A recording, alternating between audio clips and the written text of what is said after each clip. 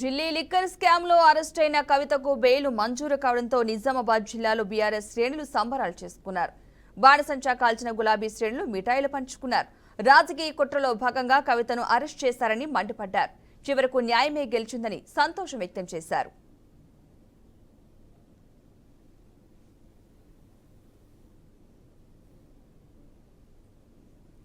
మా కవితక్క ఇక్కడ బెదరకుండా అదరకుండా తెలంగాణ శుభంలాగా ఈరోజు బయటకు వచ్చింది.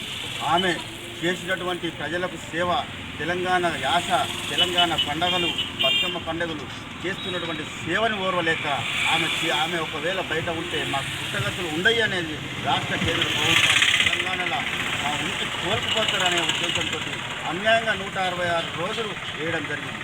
భగవంతుడు ఉన్నాడు. జ్ఞానం విడింది తెలంగాణ రాష్ట్రానికి ఈరోజు జ్ఞానం విడిన రాష్ట్రంగా కడిగిన రాష్ట్రంగా ముఖ్యంగా బయటకు రావడం జరుగుతూ ఉన్నది.